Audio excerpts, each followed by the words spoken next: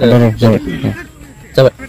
बेलासिनि बयनिबो थाखाय हामलायनाय हरनाय थाबाय जोङो दा रुनिकाटा बे बाजारनि सोनाबहा थानाय मोनसे बुहुद दै सेराव जोङो मोनसे मोजांथारै गेवलां बहाय फोथार बल गेलेग्रा फिल्ड दं नैबे फिल्डआव जोङो रुनिकाटानि आनएमप्लयड ग्रुप आरो अर्गानाइज फुंबिलि ससाइटिनि जानानै जों मोनसे प्रग्राम लानाय जादों बे प्रग्रामा जोंनि दानि फैगोन जुननि 1 तारिखनिफ्राय 15 तारिखसिम जों एडमिशनखौ जों लानाय जागोन आरो बे 17 तारिख जुननिफ्राय जोङो बेवहाय ओपनिं डेट लानानै जोङो खेलाखौ दिनाव खननै जोङो मोननै टीम सलायलांनो थाखाय जोङो थियारि जादों आरो बे नैबे आनएमप्लयड ग्रुपआ जाहैबाय जोंना बेवहाय मोनसे गोबांथार बेकार लाइमोनफोर थानायलाय नैबे खेलाखौ जों होनो थाखाय जोङो ज' जादों आरो बे लाइमोनफ्रानो बे खेलायाव बयबो जों बाहागो लागोन बाहागो लानायजों लोगोसेनो जाहाथे जोंनि लाइमोनफ्राबो एरियायाव जाहाथे थुलुंगानायखौ मोनो ओंखायनो नोंथांमोनहा बे खेलाखौ बयबो फैनानै जाहाथे लोब्बा लाफैयो आरो एडमिशन लानानै बे खेलाखौ जाफुंसार होयो बिनि थाखायनो नोंथांमोनखौ खावलायनाय जादों आरो बे खेलाखौ जोङो देरहानाय हिसाबै उइनाराव जों लादों 30,000 आरो लोगोसे ट्रफि आरो जायहा सेकेन्ड रानाराव देरहागोन जोंनि बेखौ 20,000 आरो लोगोसे ट्रफि आरो जोंना बेस्ट प्लेयार दं बे बेस्ट प्लेयाराव जोङो 1,000 लानाय जागोन आरो लोगोसे जों ट्रफि होफानाय जागोन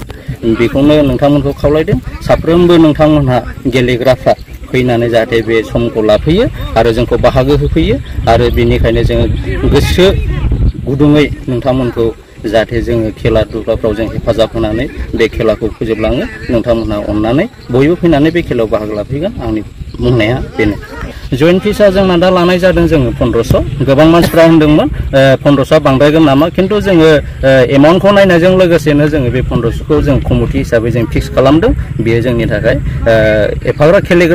गेलेगिरिफोरनि थाखाय बियो बांद्राय जानाय नङा होननानै जों बे 1500 थाखा रांखौ जों एडमिसनाव लानाय जादों दङ जोंहा जिखुनु बेनाराव दङ बेनो कमिटिनि मेन मानसि जोंहा बेवहाय प्रेसिडेन्ट सेक्रेटारि ससाइटिनि दङ आरो जोंहा अफिस सेक्रेटारिफोरनि दङ आरो नैबेवहाय जिन्तु दानि स्पर्ट्सखौ सोलिलांनो थाखाय जोंहा सेक्रेटारि दोनदों बेनिबो दङ आरो बेजों लोगोसेनो नोंथांमोना बेवहाय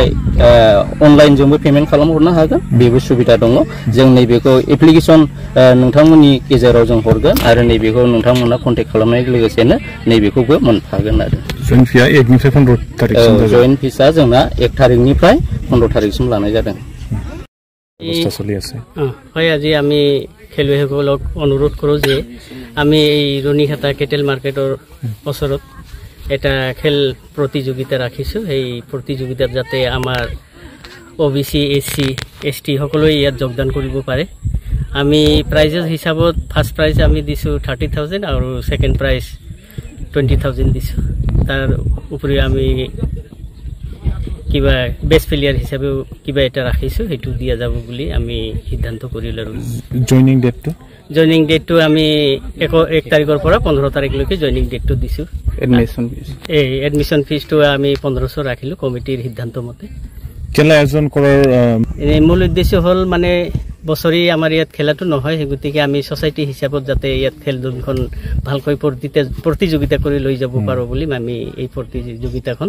ইয়াতে পাতিলো আৰু ফুটবল খেলখন সকলোলৈ মোৰ বিশেষ ধন্যবাদ থাকিব এহতে আহি যাতে আমাৰ এই বল খেলাত মানে যোগদান দিয়ে বুলি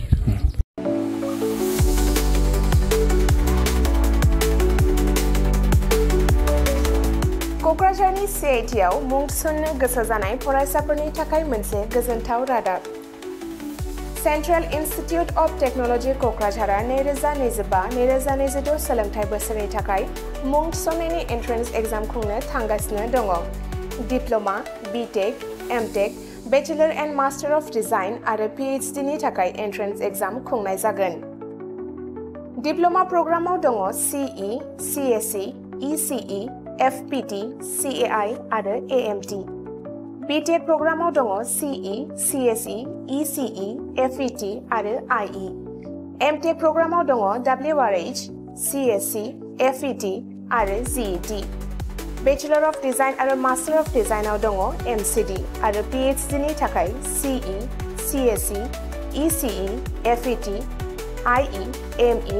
Physics, Mathematics, Chemistry आरो HSS बे समाव अनलाइन आरजलाइ लानाया सोलिगासिनो दङ आरो बियो फैगौ 31 मेसिम थागोन। डिप्लोमा, बीटेक आरो एमटेकनि एन्ट्रेन्स एग्जामखौ फैगौ 8 जुनाव खुंनाय जागोन आरो पिएचडिनि एन्ट्रेन्स एग्जामखौ 15 जुनाव खुंनाय जागोन।